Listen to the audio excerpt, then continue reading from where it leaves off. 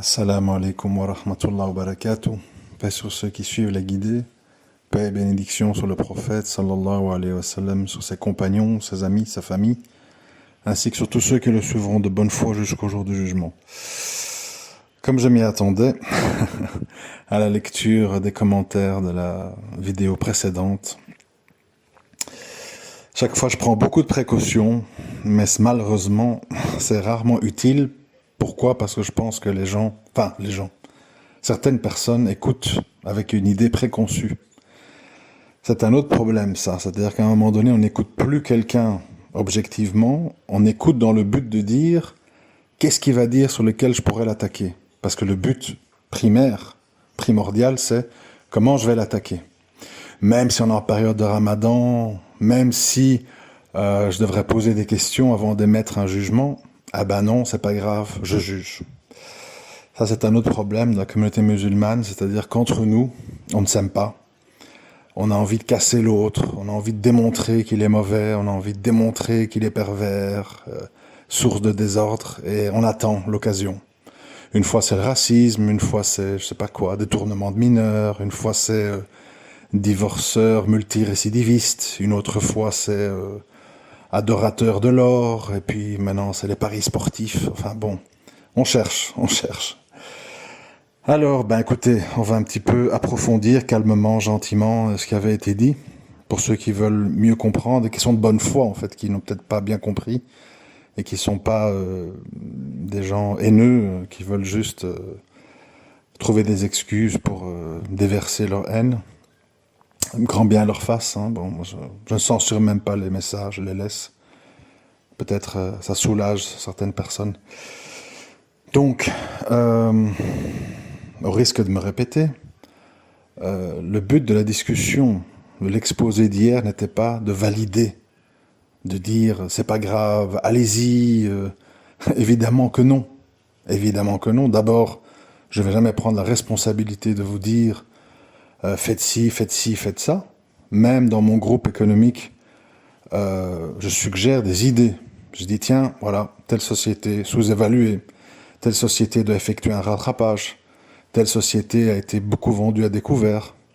Puis les gens ils font le tri, parce que moi j'ai pas le temps de prendre tout le monde par la main. Je donne des idées, puis aux gens de faire des recherches, et aux gens de savoir quand ils doivent vendre. Ça aussi.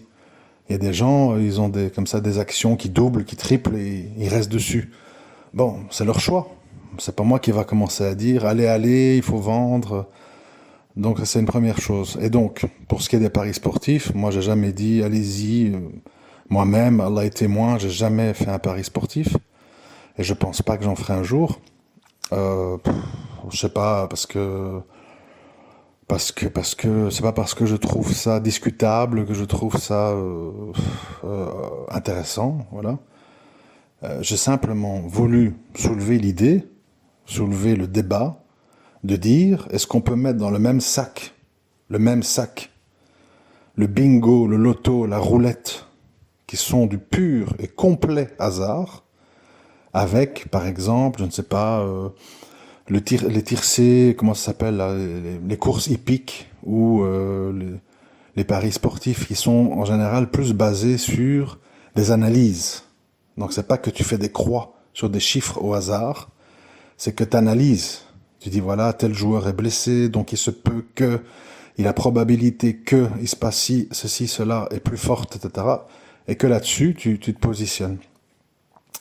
Alors je voulais en profiter pour vous dire que cette notion de hasard, si on la pousse très loin, elle est très dangereuse. J'avais écrit un exemple, je crois, sur Twitter, où j'avais dit, quand un club de football donne un contrat de 6 ans, de 5 ans à tel joueur, des centaines de millions d'euros, ils spéculent, hein. Ils jouent sur le hasard. Pourquoi ? Ils ne savent pas si ce gars va se blesser.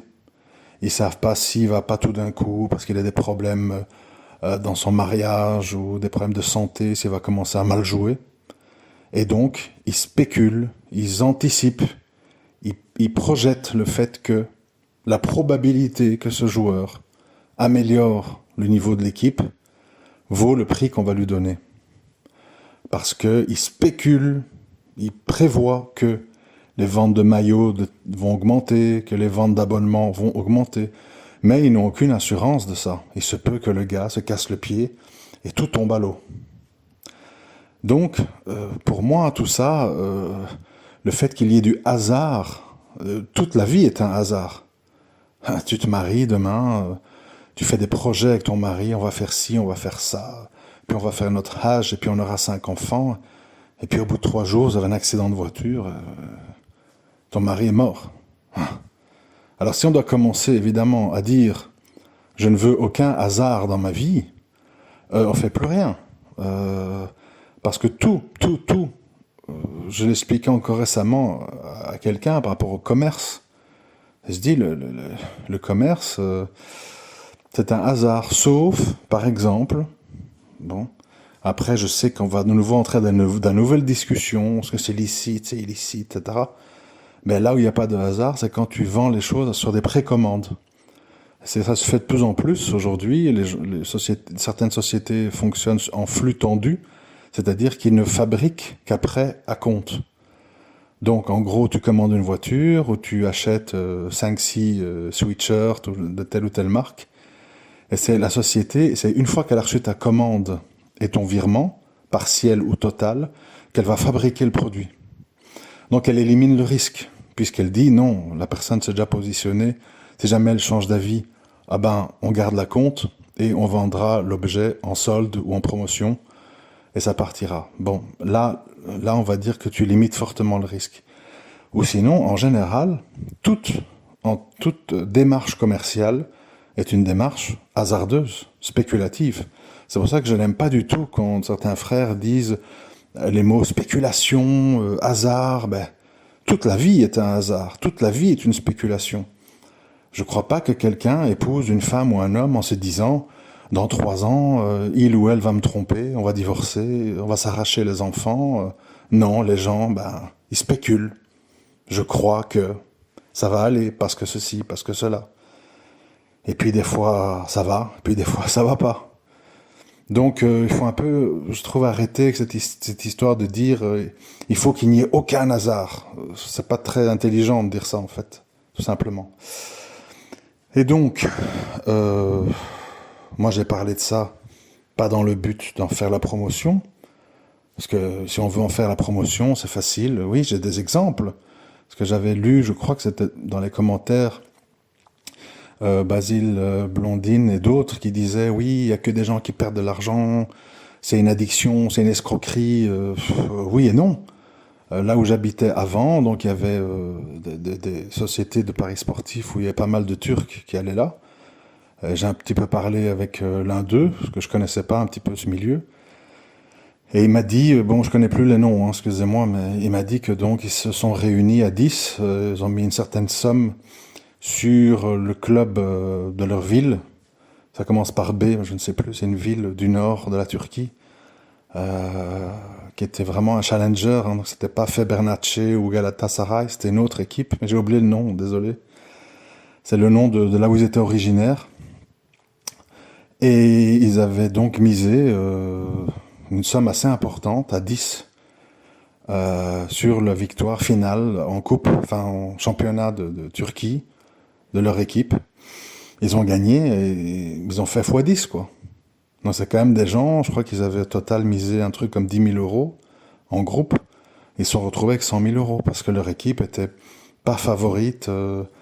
Enfin bref, je connais pas les détails, mais c'est des gens, voilà, ils ont gagné. Donc il faut pas non plus mentir aux gens, dire oui, tout le monde perd, c'est une escroquerie, etc., etc. Ça dépend. Comme dans tout, il y a des perdants, il y a des gagnants. Voilà, sur 100 boulangeries qui vont ouvrir, t'en auras 50 en faillite, 25 qui vont marcher moyen, et 25 qui vont bien tourner. Est-ce que tu feras partie des 25 ? On ne sait pas. Et ainsi de suite. Restaurant, mariage, tout dans la vie.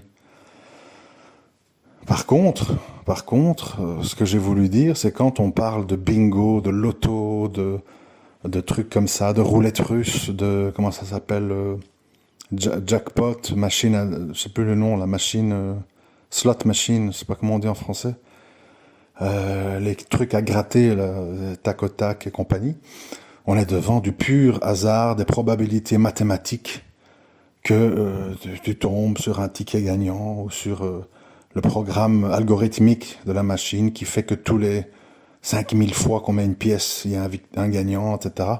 Ça, c'est tout à fait autre chose. C'est du pur hasard. Il n'y a aucune réflexion, il n'y a aucune stratégie. Voilà. Et je trouve que c'est pas la même chose. C'est tout ce que j'ai voulu dire. Est-ce que j'ai dit, allez-y, foncez, faut aller jouer au paris sportif, moi je le fais, etc. Non, pas du tout. Et donc il faut un peu arrêter dans cette communauté que dès qu'on ouvre un débat, d'avoir des réactions épidermiques où on voit le mal dans tout. Je vois qu'il y a quelqu'un qui a même écrit en commentaire, vous pourrez aller lire, je l'ai laissé. Ah, ça valait la peine de critiquer Hassan Hussein pour finalement dire la même chose que lui. c'est quand même fou de dire ça. C'est incroyable. Parce que lui, il n'ouvre pas ce genre de débat. Lui, il dit, si tu ne vas pas voter, tu es un traître à la Oumma. Donc il donne un ordre, il donne une injonction d'aller voter. D'ailleurs, j'en profite pour dire que la communauté musulmane, elle est quand même très déséquilibrée parce que on va faire des affaires d'État pour des histoires de... Comment ça s'appelle encore ? Gélatine de porc dans les bonbons à 0,001%. Est-ce que quand la gélatine est brûlée, est-ce qu'il y a encore du porc ? Oui mais non, non mais oui, on discute avec des fatwas.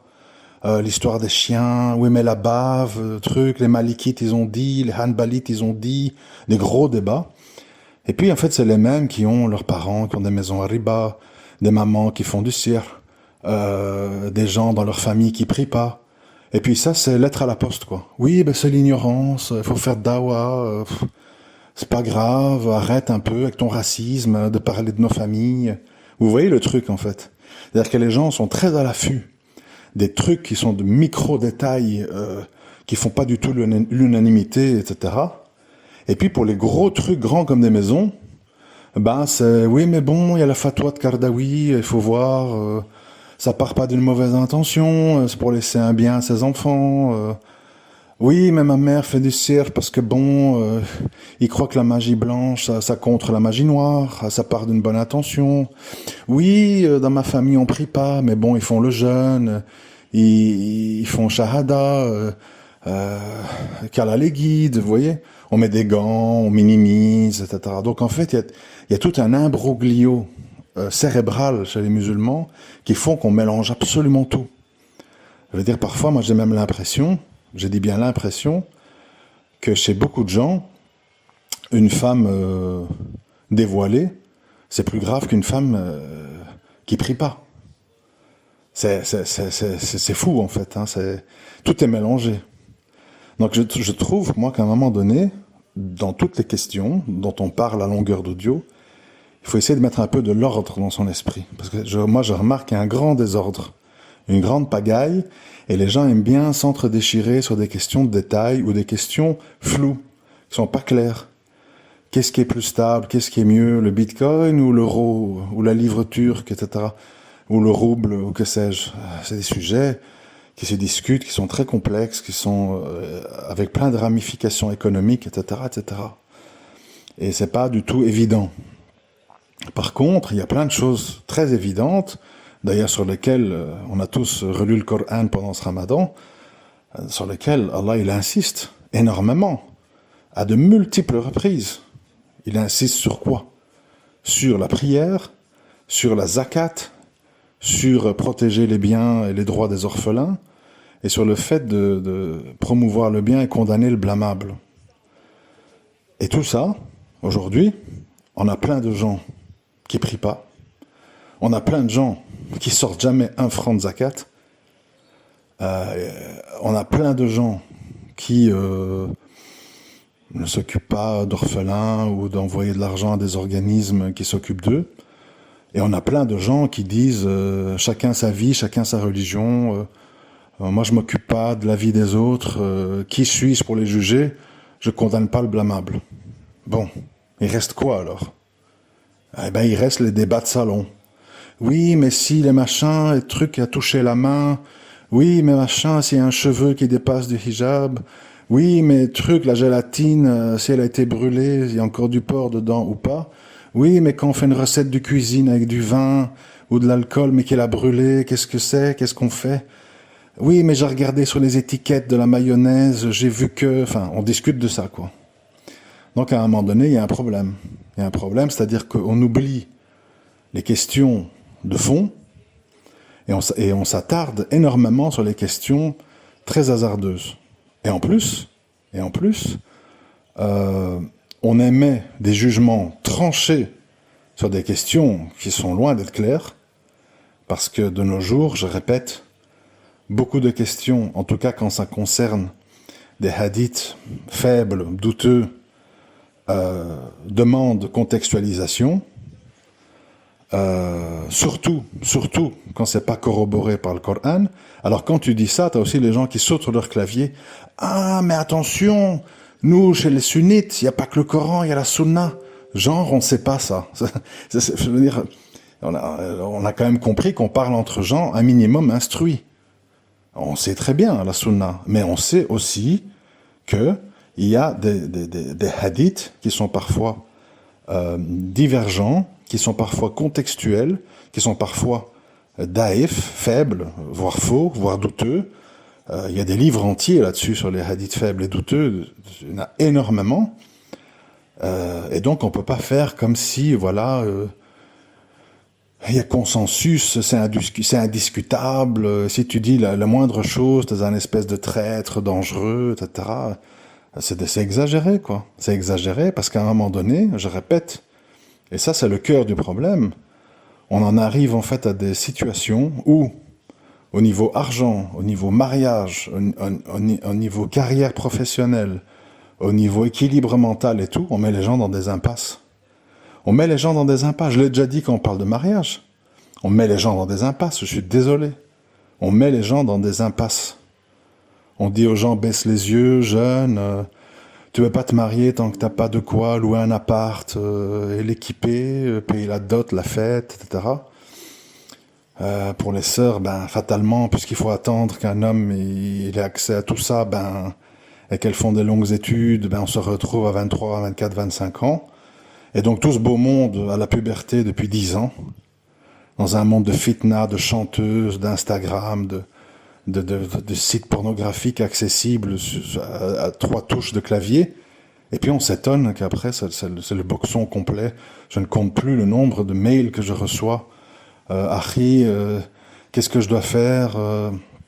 Mon mari dort au salon, s'il voit pas des trucs X, il m'approche pas, des trucs pareils. Et des trucs d'éjaculateurs précoces, enfin des histoires que les gens ils ont honte. Mais quand tu les reçois et que tu lis, tu te rends compte du désastre. Eh ben ça, personne s'en préoccupe, tout le monde s'en lave les mains. Alors c'est facile à un moment donné, quand tu dis aux gens haram, haram, haram, tu peux pas. Non, pas comme ça, non, pas ça, non, pas ça, non, pas ça. Puis tu t'étonnes qu'à un moment donné, les gens disent écoutez, moi je veux bien faire, mais c'est trop, je peux pas, je sais pas comment, j'ai plus de solution. J'ai plus de solution. Et quand ces frères-là, ils disent ça, les gens, Khair, Inch'Allah, qu'Allah t'assiste, qu'Allah te donne une belle patience. C'est facile. Par contre, quand il s'agit de discuter de chamaillerie sur les groupes, oui, mais Jabhat al-Nusra, oui, mes trucs et Daoula, oui, mes machins, les traîtres, les talibans, là, on est là, hein. Ouh là là, les gros débats, et on s'insulte en plein ramadan, et vas-y que je monte sur mes grands chevaux, là, tout le monde est très chaud. Tout le monde aime bien discuter longtemps. Quand on demande à tout le monde de venir avec des solutions pour la Ummah face aux problèmes qu'on a, il n'y a plus personne. On te dit sabre, on te dit va dans un pays pauvre, trouver une femme, il y en a plein qui demandent que ça. On te dit fais hijra, on te dit ben, pour l'argent, ben, écoute, deviens plombier, deviens électricien, deviens frigoriste, et puis voilà. Voilà, on te répond en 3 phrases, comme ça, pour des problèmes très compliqués. Et puis on dit, bon, allez, maintenant on passe à autre chose. On va discuter de qui a raison entre Daoula et les talibans en Afghanistan. En avant, on est parti pour 5 heures. Donc il y a un problème. Il y a un problème de fond qui est que, pour moi, c'est mon avis, les musulmans, en fait, ils s'aiment pas entre eux. Ils s'aiment eux-mêmes. Ils aiment leurs idées, leurs écoles, leur orientation personnelle. Et ils s'aiment pas entre eux. Ils veulent pas apporter des solutions, des pistes de réflexion pour les problèmes que rencontre la Oumma. Ici, maintenant, c'est à la mode. Chaque fois que quelqu'un se plaint de sa situation, on va dire « Hijra, allez, il faut partir ». Le gars, il n'a même pas de quoi payer un ticket d'avion. Enfin, où êtes-vous, en fait? Où êtes-vous? Le gars a un casier judiciaire long comme un bras. Il peut même pas rentrer dans les 3/4 des pays dits musulmans. On dit aux gens « Hijra ». C'est pas sérieux, quoi. On dirait qu'il y a une Médine qui nous attend, avec des frères qui disent « Venez, mes frères en religion, on va s'entraider, je vais divorcer d'une de mes femmes pour que vous soyez pas seuls. » On dirait qu'on est devant ça. Pourquoi? Moi, je ne comprends pas pourquoi les musulmans s'acharnent à se mentir à eux-mêmes. Parce que s'ils se mentent qu'à eux-mêmes, à la limite, c'est pas grave. Mais ils mentent aux autres. Et ils poussent les autres dans des impasses. Récemment, je parlais avec un frère qui vit à la frontière turco-syrienne. Et il me dit, heureusement que nous avons de la famille à l'étranger qui nous envoie de l'argent par des mandats postaux, parce que sinon, ici, on meurt de faim. Il n'y a pas de travail, les locaux font tout mieux que nous. On ne parle pas la langue, on ne connaît pas les coutumes. Voilà, quoi. Et même quand on travaille, tout est sous-payé. Et avec ça, on ne ferait pas long feu. Qu'est-ce que vous voulez que je vous dise? Alors, qu'est-ce qu'il faut en conclure? Heureusement qu'il y a de la famille qui reste en terre de coffre pour envoyer de l'argent en euros à des gens qui ont fait la hijra. Ça veut dire qu'on souhaite qu'une partie des nôtres n'ait pas bougé. Donc ça veut dire je me sauve moi, mais à condition que les autres se sauvent pas. Comme ça, eux, ils peuvent me financer mon sauvetage. Enfin bref, ça fait partie de tous les paradoxes dans lesquels on vit. Et comme je l'ai dit, on mélange tout. À un moment donné, on va mettre sur le même pied d'égalité, je sais pas moi, le fait de faire la traite des femmes, ou le marchand d'armes, ou le vendeur de cannabis, d'alcool, hein, les night shops pakistanais, tout ça, avec le fait de, je ne sais pas moi, de travailler pour une société chinoise ou américaine. Parce qu'on va là, on va te dire, attention, les Chinois, ils oppriment les Ouïghours, il faut boycotter la Chine. Attention, l'Amérique, ils tuent nos frères, l'Afghanistan et ailleurs, il faut boycotter. Et finalement, tu te retrouves avec non, peut pas, haram, boycott, machin, et tu sautes sur un pied, sur l'autre. C'est comme tout, je vous l'ai dit dans l'audio d'hier, tout si on creuse, c'est un problème. Quand tu es camionneur, chauffeur de camion, il faut pas trop gratter, hein. Qui peut dire ici, je ne transporte jamais dans mon camion des choses illicites, ou pour des sociétés reliées à des grands consortiums américano-israéliens et autres. Si on veut commencer à gratter dans la vie des gens, ça va devenir compliqué, hein. Je me rappelle, à l'époque, il y avait des trucs... il y avait des frères qui voulaient pas prier derrière un autre parce que le frère avait des Nike. Bon. Ça s'arrête où, cette histoire, en fait? D'interdit, de boycott, de haram. Ça s'arrête où? Alors, je répète, ça peut être amusant.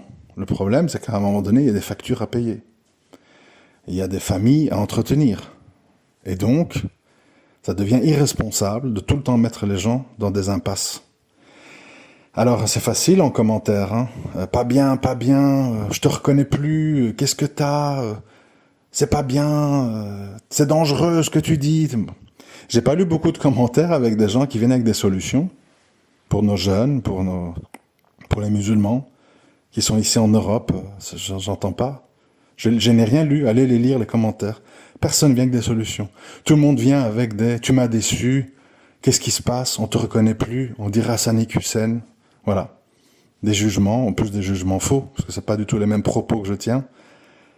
Aucune solution, aucune piste. Autre que, il faut partir, il faut faire la hijra. Genre, on nous attend à bras ouverts au Maroc, au Soudan, en Mauritanie, avec des maisons, de l'argent, des salaires, des femmes, je sais pas quoi. Faut rester sérieux 2 minutes, quoi. Les gens qui sont sur place, ils s'enfuient. Ils trouvent pas de solution alors qu'ils sont de là. Ils ont de la famille, là, ils ont des contacts, ils ont la langue, ils ont la culture, ils s'enfuient pour venir dans la pluie au milieu des islamophobes. Donc il faut pas mentir aux gens. Et chaque fois dire partez, partez, partez, partez. Sinon tu dois dire partir où, avec quel montant en poche, avec quel contact à téléphoner et pour y faire quoi. Sinon c'est pas recevable de dire aux gens partez, partez, partez. Quand le prophète sallam a dit allez en Abyssinie, il a dit parce que là-bas vous y attend un roi juste qui vous donnera vos droits. Quand les musulmans ont été à Médine, c'est parce qu'ils savaient que les Ansar, là-bas, étaient des alliés musulmans, qui les attendaient à bras ouverts, qui les ont reçus, qui les ont acceptés, malgré qu'ils avaient une culture mécoise et pas médinoise. Et il y avait certains points d'accroche à cause de ça.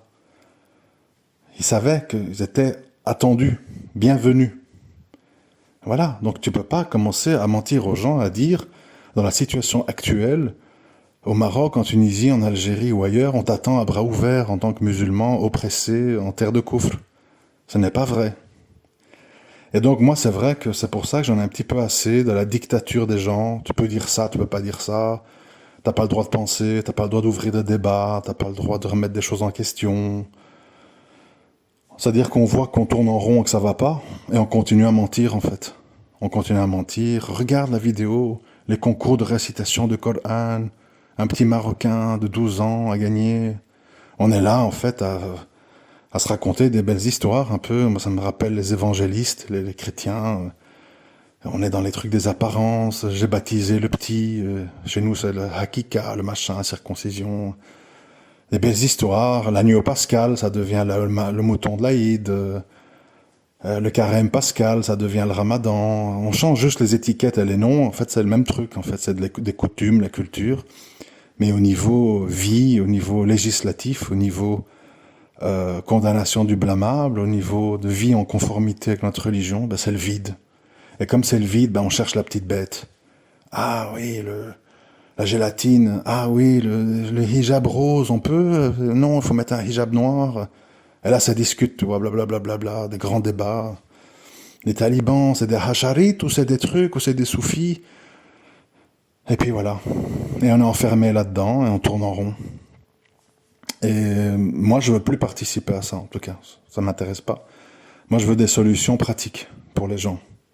Pour l'argent, pour le mariage, pour le lieu de vie, pour la façon de vivre. Voilà pourquoi j'ai dit, et je répète encore une fois, que pour les gens qui sont bloqués pour X raisons en Europe, dans chaque pays, il y a moyen de vivre différemment. Tu ne vis pas en Auvergne comme tu vis à Paris. Tu ne vis pas au fin fond de la Bretagne comme tu vis dans les montagnes de Grenoble ou à Nice, etc. C'est le même pays, c'est les mêmes papiers, c'est les mêmes droits, mais c'est un autre genre de vie. Moi, j'ai déjà été chez des gens en France. À l'époque, j'étais dans le milieu des chiens, etc. Des gens qui étaient en Auvergne, en Normandie, en Bretagne, avec leur élevage. T'arrivais chez eux, ils étaient coupés du monde. Coupés du monde, étaient seuls avec leurs bêtes. Le seul contact qu'ils ont avec le monde, c'est quand ils vont une fois par semaine au supermarché. Ils vont, ils remplissent le coffre, ils mettent dans leur congélo, puis on les voit plus. Ils sont dans des endroits lunaires, il y a personne, ils voient personne. Ils sont touchés par rien. Il n'y a jamais de voiture de flic, il n'y a rien, c'est coupé du monde. Ben, je m'excuse de dire que je trouve que pour les musulmans, c'est une solution de moindre mal. Oui, mais dans les campagnes, il y a des racistes, ils vont nous poursuivre avec des fourches et des lances, violer nos femmes la nuit. Bon, ouais, si vous voulez raconter des histoires tragiques pour vous convaincre que c'est mieux de rester en ville, c'est votre choix. Parce qu'on parle de condamner le blâmable, mais tout le monde veut rester au milieu du blâmable. Au milieu des travelots, au milieu des homos, au milieu du riba, au milieu des délinquants, au milieu des dealers, au milieu des maghrébins non musulmans, des rodéos, des blocages de périph'. Tout le monde veut rester au milieu de ce bourbier. Mais on te dit, je condamne le blâmable, parce que telle sœur, elle a mal mis son voile, tel frère, il s'est courté la barbe. Je condamne le blâmable. Ah ouais. Et tu vis au milieu de la porcherie. Tout va bien. Donc c'est tout ce cinéma, moi, qui m'intéresse plus. Ça ne me contente plus. Et c'est pour ça que je dis que maintenant, vu la situation mondiale, on doit être à la recherche de solutions de moindre mal. Et moi, ici, je n'ai jamais fait, je défie quiconque d'aller écouter l'audio précédent, je n'ai jamais fait l'apologie d'acheter des bitcoins, de faire des paris sportifs, je ne sais pas quoi, ou d'ouvrir des élevages de chiens. J'ai pas fait l'apologie. Je dis juste, j'ai donné des exemples. Avec la livre turque et le bitcoin, qu'est-ce qui s'est passé ces 10 dernières années? Avec le fait que pas mal de frères que je connais sont sortis du business, du cannabis, etc., en rentrant dans le monde du chien. Maintenant, ils parcourent l'Europe, ils font des expositions, ils envoient par les vétérinaires de la semence à gauche, à droite, ils ont des petits, enfin, ils se sont trouvés un chemin, quoi. Et je dis des choses qui se passent. Je viens de vous dire qu'est-ce qui s'est passé avec les Turcs dans la ville où j'habitais avant. Voilà, j'ai vu ça de mes yeux, c'est vrai, le gars, il avait une boucherie, il a fermé. Parce que voilà, il avait gagné pas mal d'argent avec son pari de foot turc. Voilà, après, est-ce que ça veut dire que tout le monde gagne? Non. Est-ce que ça veut dire que si tu achètes des chiens, tout va bien se passer? Pas du tout. Il peut y avoir des chiens qui tombent malades, qui meurent, que les voisins empoisonnent, qui sont stériles, qui ont des maladies génétiques que tu peux pas reproduire. Il peut y arriver plein d'ennuis. Est-ce que c'est parce que tu vas à la campagne que tu ne devras pas affronter des situations islamophobes? C'est pas dit. Tu peux tomber dans des endroits où les gens n'ont pas l'habitude de voir peut-être des femmes voilées, etc. Bon, je sais pas quoi te dire, à part de dire que le meilleur hijab, c'est rester chez soi et de sortir un minimum, parce qu'on n'a rien à faire dehors, hein, finalement. Dehors, à part aller chercher notre subsistance, il n'y a pas de raison d'être dehors. Il n'y a pas de raison d'arpenter les centres commerciaux, tourner en rond, acheter des choses inutiles, etc. Et donc, voilà, si tu es à la campagne, peut-être que quand tu dois aller au milieu des gens, ben, tu te fais discret, quoi. Tu t'en rajoutes pas. C'est tout. Si tu as une veste à capuche, tu mets ta capuche. Si tu as un bonnet avec une écharpe, tu mets ton bonnet et ton écharpe. Et puis voilà. Pourquoi il faut être dans l'ostentation, regarder ma barbe d'1 mètre, regarder mon long djilbab noir Dans quel but? Provoquer? Non. Sois pudique, sois discrète. Te fais pas remarquer, parle un minimum aux inconnus, point. C'est tout. Dans la vie, il faut être un minimum intelligent, quoi. Parce que bon, si on est fermé, si on cherche les ennuis, après, il faut pas s'en plaindre. Faut savoir mesurer dans la balance les avantages et les inconvénients de ses choix et agir en conséquence. Mais bon, tout ça est dans l'air du temps, c'est-à-dire que les réflexions profondes, on n'aime pas, alors on veut cataloguer, donc certains vont dire il devient comme Hassan Hussein, peut-être que Basile Blondine, il se dit Bourayan, c'est le nouveau, comment il s'appelle le gars, Islam Ibn Ahmed. Chacun va tirer des conclusions. Je peux pas empêcher les gens de tirer des conclusions. Moi, simplement, je déballe un processus de pensée. Tout le monde connaît mon orientation, mon histoire, etc. Mais ça ne doit pas nous empêcher de discuter de certaines choses pratiques de nos vies. On ne peut pas dire aux gens...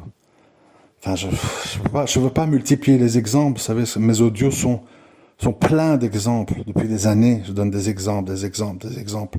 Du vécu, des choses que j'ai entendues, des choses qui me sont arrivées, des choses qui sont arrivées à des proches. Voilà. Mais les gens n'aiment pas la réalité. Ils veulent vivre dans les illusions d'une société qui n'existe pas. Et quand on ramène les gens à la réalité, ils sont déçus, ils sont blessés. D'ailleurs, je vais même aller plus loin. Par rapport à l'injonction d'Hassan Hussein sur le fait d'aller voter, je vais vous dire une chose. Si vous voulez pas partir de France, alors que vous le pouvez, parce que vos parents ont une maison au bled, vous avez des connexions, vous avez de la famille, des contacts, et que vous voulez pas, vous voulez rester en France, ok? Et si vous vous plaignez matin, midi et soir, ouais, dans le métro, il y a un type qui m'a touché, oui, avec mon hijab, ceci, oui, je trouve pas, parce que voilà, en France, le racisme, avec mon nom en consonance maghrébine et ma tête, je subis ça, eh ben, à ce moment-là, je m'excuse, parce qu'il faut avoir un discours sérieux. Si tu as la possibilité de partir, tu ne veux pas partir, et qu'en plus tu te plains, ben en effet, je comprends. Je comprends qu'à Saint-Nicussen, ils disent, ah ben non, si tu veux rester ici, si tu veux faire ta vie ici, si tu veux ouvrir des mosquées ici, rappelez-vous que moi je suis contre. Moi je suis pour qu'on ferme toutes les mosquées, mais bon. Mais si tu veux qu'on ouvre des mosquées ici, si tu veux rester en France, si tu penses que l'islam a toute sa place en France et tout, ben évidemment que tu dois commencer à voter. Puisque voter fait partie du système auquel tu adhères. Tu payes des taxes, tu payes des impôts, tu ouvres des mosquées, tu fais confiance en fait. Tu te dis pas, cette mosquée pour laquelle j'ai cotisé 5 millions d'euros pour agrandir le parking, la salle de devoir, je sais pas quoi, ben à un moment donné, on va nous la fermer, ils vont récupérer les biens. Non, tu te dis non, j'ai confiance dans la République, les 2000 mosquées vont rester des mosquées, l'islam a toute sa place en France. Mais si tu penses vraiment ça, ben oui, en effet, tu dois aller voter. Tu dois aller voter pour défendre tes intérêts, puisque tu y crois. Moi, je dis qu'il ne faut pas voter, parce que je pense qu'il n'y a pas d'intérêt. Tout simplement parce que nous sommes en sursis, et que la place des musulmans pratiquants n'est pas en Europe. Mais nous sommes en Europe parce que, pour x, y raison, chacun son cas, on n'a pas la possibilité de partir. Mais donc, tu votes pas parce que tu n'attends rien. Et tu ne revendiques rien. Tu commences pas à demander je veux ci, je veux ça, je veux pouvoir égorger le mouton comme je veux, et je veux une mosquée, et je veux une librairie islamique, et je veux une école d'arabe pour mes enfants. Ah, si tu demandes tout ça, il va falloir aller frotter la manche des maires et commencer à voter et appeler à défendre telle et telle personne parce qu'il va te donner tel ou tel droit. C'est ça qui se passe avec les frères musulmans. Ils ont pactisé par ce qu'ils espèrent. Et ils veulent ouvrir des lieux, et ils veulent investir, et ils veulent rentrer en politique, et ils veulent des avocats pour aller au palais de justice, etc. Donc évidemment, ça fait partie de la suite logique. Vous voyez ? Mais commencer à dire, moi en fait, je vis comme à Saint-Nicussen, je suis en France, je m'y sens bien, j'éduque mes enfants, je paye des impôts, je paye des taxes, je crois dans la République, j'ai payé X milliers d'euros pour faire une mosquée, etc. dans mon quartier, mais je vote pas. Alors ça veut dire que tu fais des choses qui sont un peu bizarres. Tu t'établis, tu jettes l'ancre dans une terre où la mécréance domine, et la mécréance clairement combat l'islam en tant que tel, et puis tu dis, j'ai investi, j'y reste, mais je vote pas. Enfin voilà, donc, de nouveau ça dépend de quoi on parle, vous voyez. Moi je me contente pas de dire, faut pas voter. Je dis, ça dépend. Ça dépend ta croyance, ça dépend qu'est-ce que tu penses faire, ça dépend de plein de choses. Moi, je vote pas et j'appelle à pas voter parce que j'appelle au désaveu et à l'isolement. Mais si tu appelles à rester en ville, à construire des mosquées et à t'insérer et à revendiquer des choses, évidemment que tu vas devoir voter. Et de nouveau, ce sont des raisonnements profonds. Les gens y perdent pied. Pour eux, c'est voter, pas voter. Halal, haram. Ça dépend de ta croyance. Hein. Si tu penses que l'islam a de l'avenir en France, qu'il faut ouvrir des mosquées, dépenser des millions, forcément, il va falloir pactiser avec ceux qui font les lois, avec ceux qui donnent les autorisations, les permis de bâtir, les permis d'agrandir. Tu es obligé de te mêler. Enfin, voilà, c'est pas facile, hein. C'est pas facile. Parce que tout ça, c'est des raisonnements trop complexes pour beaucoup de gens, et donc on perd pied. Et donc on préfère insulter, et puis on se venge en fait sur celui qui transmet l'information, parce que les autres n'en parlent pas évidemment, c'est le blackout total. Assalamu alaikum wa rahmatullahi wa barakatuh.